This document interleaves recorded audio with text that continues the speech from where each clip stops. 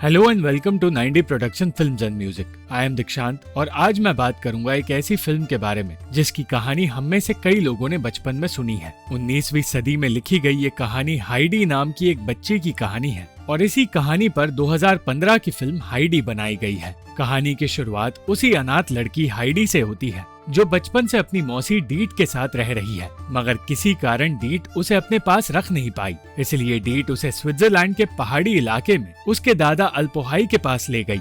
गांव वाले हमेशा से अल्पोहाई से डरते आए हैं क्योंकि उन्हें लगता है कि अल्पोहाई ने किसी का कत्ल किया है, मगर हाइडी की मौसी इन सारे रूमर्स को नजरअंदाज करके उसे उसी आदमी के पास ले गई जो शायद हाइडी के लिए खतरा हो सकता है। हाइडी को अपने महंगे कपड़ों की वजह से पहाड़ चढ़ने में अनकंफर्टेबल महसूस हो रहा था, इसलिए उसने वो कपड़े निकाल कर फेंक दिए और जब वो अल्पोहाई के घर पहुंची तो उसने हाइडी को अपने घर में रखने से साफ इनकार कर दिया। बहस करने के बाद हाइडी की मौसी ने उसे वहाँ से ले जाने का नाटक किया, मगर चोरी छिपे वो हाइडी को उसी घर के पास छोड़कर वहाँ से भाग निकली। ये बात पता चलते ही अल्पोहाई ने डीट को रोकने की कोशिश की, मगर वो रुकी नहीं। गुस्से में अल्पोहाई ने हाइडी को उसी जगह छोड़ने का फैसला किया और उसे घर से बाहर छोड़कर उसने अंदर से घर का दरवाजा लॉक कर दिया। अब हाइडी के पास बकरियों के पास सोने के अलावा कोई रास्ता नहीं बचा। अगली सुबह अल्पोहाई ने हाइडी को बकरी का दूध दिया और उसे चर्च ले गया, जहां उसे अच्छी तरह चेक करके पादरी ने बताया कि हाइडी एक हेल्दी लड़की है। पादरी ने अल्पोहाई को सलाह दी कि उसे हाइडी की जिम्मेदारी उठानी होगी, मगर अल्पोहाई कहता रहा कि वो इस बच्ची को अपने पास नहीं रख सकता और ना ही उसे रखना चाहता है। पादरी ने कहा कि उसे 3 दिन का वक्त लेना चाहिए और देखना चाहिए कि गांव के किसी किसान को एक बच्चे की जरूरत है या नहीं।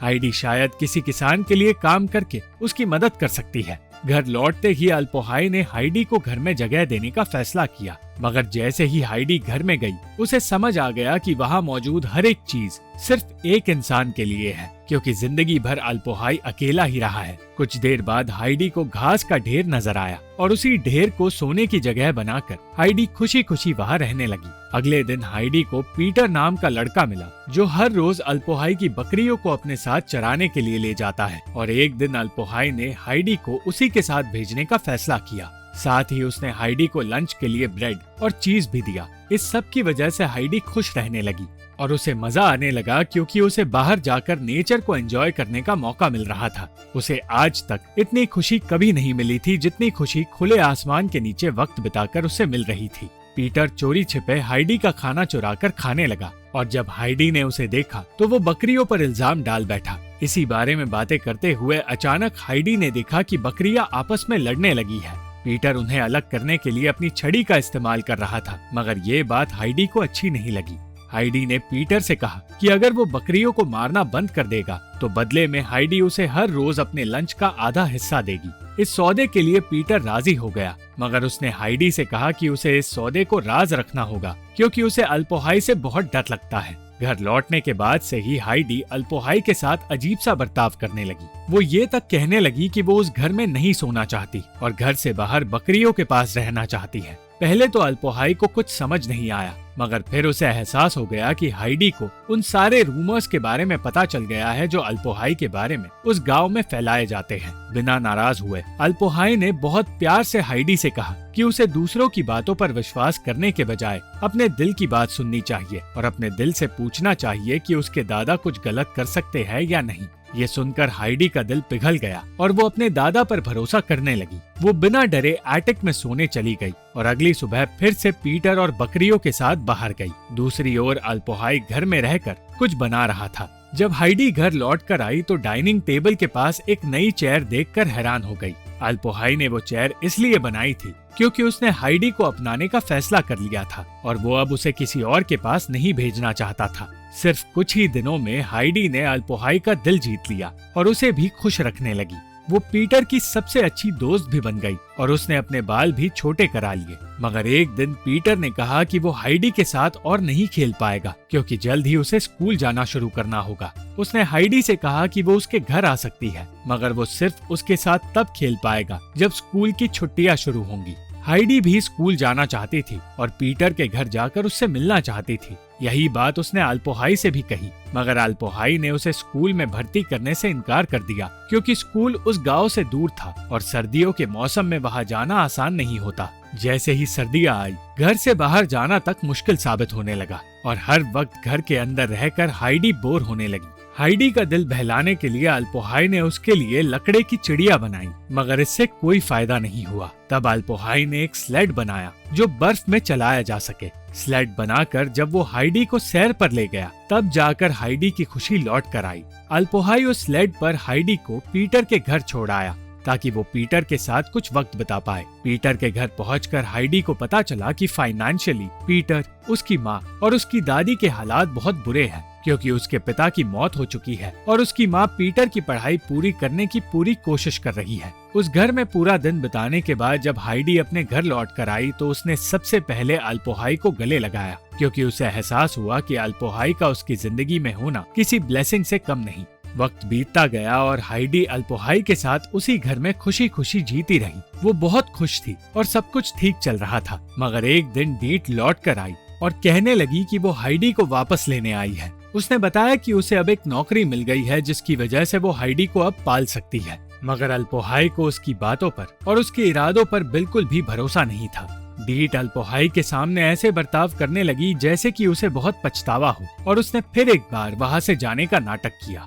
वो चोरी छिपे हाइडी को ढूंढने लगी। उसे हाइडी पीटर के साथ खेलते हुए मिली और जब उसने हाइडी को साथ चलने के लिए कहा तो हाइडी ने कह दिया कि वो अल्पोहाई के साथ ही रहना चाहती है, मगर फिर डीट ने कहा कि अल्पोहाई चाहता है हाइडी वहाँ से चली जाए और अपने दादा का नाम सुनकर वो डीट के साथ जाने के लिए राजी हो गई। जब पीटर बकरियां लेकर अल्पोहाई के पास आया तो वो समझ गया कि आखिर हुआ क्या है। बिना वक्त गवाए अल्पोहाई हाइडी को रोकने के लिए दौड़ा, मगर उसे देर हो गई। डीट तब तक हाइडी को वहाँ से दूर ले जा चुकी थी।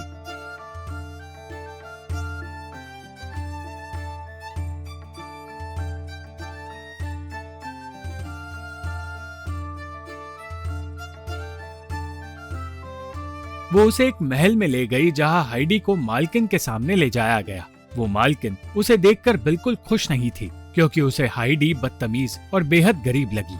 असल में उस घर के लोग एक अनाथ लड़की चाहते थे जो उनकी बेटी क्लारा के साथ उस घर में रह सके और इसी काम के लिए हाइडी को वहाँ लाया गया था और इसी काम के लिए डीट ने उसे बेच दिया था। क्लारा चल फिर नहीं सकती और उसे व्हील चेयर पर देखते ही हाइडी उसे यहाँ वहाँ घुमाने लगी। इस एक्साइटमेंट में हाइडी से एक वाज टूट गया और उसे बचाने के लिए क्लारा ने पूरा इल्जाम अपने सर ले लिया। हाइडी को उस घर में रहने के लिए उस घर के नियम और रहन सहन समझने थे, इसलिए उसे नहलाकर उसे घर में रहने का तरीका सिखाया जाने लगा।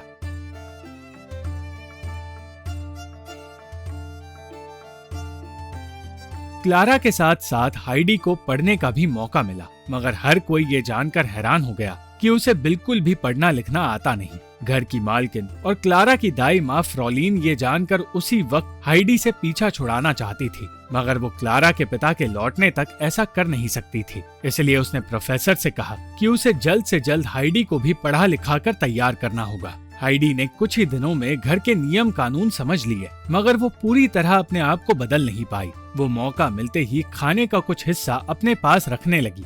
उसने क्लारा का दिल जीत लिया था और क्लारा अपने दिल की बातें उसे बताने लगी। एक दिन क्लारा ने बताया कि वो अपनी माँ की मौत के बाद इतना टूट गई कि उसने चलना फिरना बंद कर दिया। एक शाम हाइडी ने सेबास्टियन नाम के एक नौकर को खिड़कियां खोलने के लिए कहा ताकि वो पहाड़ देख पाए, मगर घर से बाहर उसे सिर्फ बिल्डिंग्स नजर आ रही थी। सेबास्टियन का कहना था कि उसे पहाड़ों को देखने के लिए ऊंचाई पर जाना होगा और मौका मिलते ही सबको चकमा देकर हाइडी क्लारा के साथ घर से बाहर निकल गई। क्लारा के लिए ये किसी एडवेंचर से कम नहीं था क्योंकि उसे कभी घर से बाहर जाने का मौका ही नहीं मिला।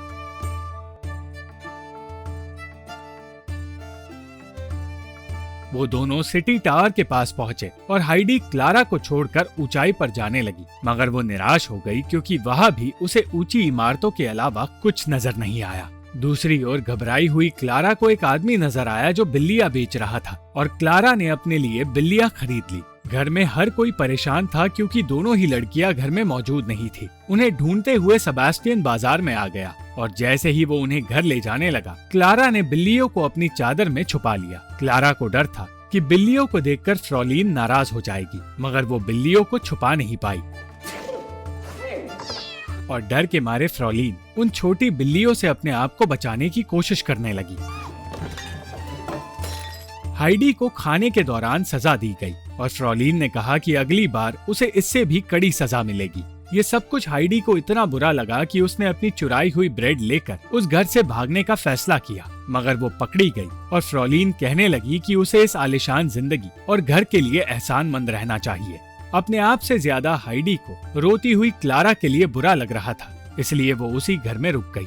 मगर क्लारा की तबीयत बिगड़ती गई और हाइडी इस बात के लिए खुद को जिम्मेदार मानने लगी। जैसे ही क्लारा को थोड़ा बेहतर महसूस हुआ, हाइडी ने उसे समझाया कि वो ये घर क्लारा की वजह से नहीं छोड़ रही थी। फिर एक बार घर का रूटीन नॉर्मल हो गया और हाइडी क्लारा के साथ पढ़ने लिखने लगी। एक दिन क्लारा के पिता और दादी लौट कर आए। क्लारा तो उनके लौटने से खुश थी, मगर फ्रॉलीन खुश नहीं थी। अपनी बेटी को इस तरह खुश देखकर क्लारा के पिता को एहसास हुआ कि उस घर में क्लारा के लिए एक दोस्त को लाकर उसने सही फैसला लिया। फ्रॉलीन इस फैसले पर सवाल उठाती रही और कहती रही कि हाइडी एक जंगली बच्ची है। क्लारा की दादी ने खुद ये बात चेक करने का फैसला किया और उस रात एक कहानी सुनाते सुनाते वो रुक गई।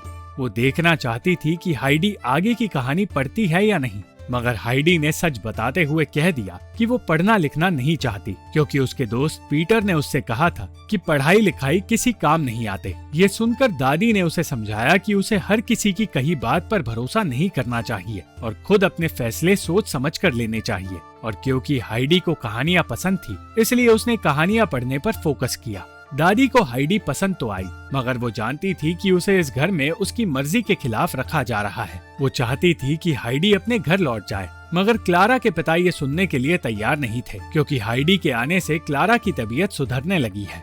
जैसे जैसे वक्त बीता, घर के नौकरों को अजीब सी आवाजें सुनाई देने लगी और उन्हें हर रात दरवाजा भी खुला मिलने लगा, मगर कोई भी समझ नहीं पाया कि आखिर हो क्या रहा है। हाइडी ने कहानी पूरी करने के लिए पढ़ना सीख लिया और घर के लोगों को पूरी कहानी पढ़कर सुनाई। ये देखकर क्लारा के पिता को एहसास हुआ कि हाइडी कुछ भी सीख सकती है, मगर वो यहाँ सचमुच खुश नहीं है। उस रात क्लारा के पिता और उनके दोस्त को वही आवाजें सुनाई दी और उन्हें लगा कि घर में कोई चोर घुस आया है, मगर सच ये था कि हाइडी नींद में चल रही थी। हाइडी हर रात नींद में कमरे से निकलकर घर से बाहर जाती है और आसमान की ओर देखकर फिर अपने कमरे में जाकर सो जाती है, बिल्कुल वैसे ही जैसे वो अल्पोहाई के घर में रहकर करती थी। डॉक्टर को पता चला कि हाइडी बीमार होने लगी है और ऐसा इसलिए था क्योंकि उसे घर की याद आ रही है। उनका कहना था कि अगर उसे उसके घर नहीं भेजा गया तो हालात और बिगड़ जाएंगे। क्लारा के पिता जानते थे कि यह आसान नहीं होगा, फिर भी उन्होंने क्लारा को समझाया कि हाइडी के लिए उसके घर जाना जरूरी है। उनकी बात समझने के बजाय क्लारा नाराज हो गई और चीजें तोड़कर उसने अपने आप को अपने कमरे में बंद कर लिया। हाइडी घर जाने के लिए एक्साइटेड तो थी,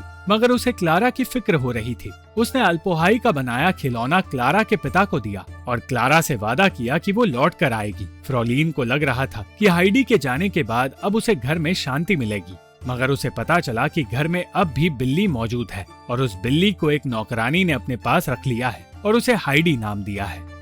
हाइडी को लौटते देख उसके गांव का हर इंसान खुश हो गया। अल्पोहाई भी उसे वापस पाकर बहुत खुश था, मगर अब सब कुछ बदलने लगा। अल्पोहाई ने उसे स्कूल भेजना शुरू कर दिया और सर्दी के मौसम में वो स्कूल के पास ही एक घर में रहने लगे। हाइडी के नए टीचर भी अच्छे थे और सब कुछ सही तरीके से चलता रहा। इस नई जिंदगी को जीकर हाइडी खुश तो थी, मगर अब उसे क्लारा की याद आने लगी। वो क्लारा को चिट्ठियां भेजती रही, जिन्हें पढ़कर क्लारा को इस बात का पछतावा हुआ कि उसने हाइडी को अलविदा तक नहीं कहा। ये सब कुछ देखकर क्लारा की दादी ने उसे हाइडी के पास ले जाने का फैसला किया और हाइडी के पास आते ही उन्होंने क्लारा को कुछ दिनों के लिए उस घर में रहने का मौका दिया। हाइडी खुशी खुशी अपनी दोस्त को पहाड़ों की जिंदगी दिखाने लगी, मगर उनकी दोस्ती देखकर पीटर को जलन महसूस हुई। उसने क्लारा की व्हीलचेयर को पहाड़ से नीचे फेंक दिया और जल्द ही सबको ये समझ भी आ गया कि इस सब के पीछे पीटर का हाथ है। क्लारा की सेफ्टी के लिए अल्पोहाई हर वक्त उसके और हाइडी के साथ रहने लगा और अपनी गलती का एहसास होने के बाद पीटर भी सुधरने लगा। और फिर एक दिन क्लारा को एक तितली नजर आई, जिसे देखकर बिना कुछ सोचे समझे वो उसका पीछा करने के लिए खड़ी हुई। हाइडी और पीटर दोनों की मदद से अब क्लारा चलने लगी। जब उसे लेने के लिए उसके पिता और दादी वहाँ आए तो वो क्लारा को इस तरह देखकर हैरान हो गए। उन्हें यकीन नहीं हुआ कि क्लारा अब चल सकती है और इसी खुशी को साथ लेकर क्लारा अपने घर लौटने के लिए तैयार हो गई। उसने वादा किया कि वो हाइडी के पास वापस आएगी और क्लारा की दादी ने हाइडी को एक पेन और डायरी भी दी। हाइडी की जिंदगी अब पूरी तरह बदल गई। वो पहाड़ों की जिंदगी जीने लगी, मगर अब अपने रूटीन में उसने कहानियां लिखना भी शुरू कर दिया। Thank you for watching this video. अगर आपको ये वीडियो पसंद आई तो इस वीडियो को लाइक, शेयर और इस वीडियो पर कमेंट जरूर करें और इस चैनल को सब्सक्राइब करना मत भूलना।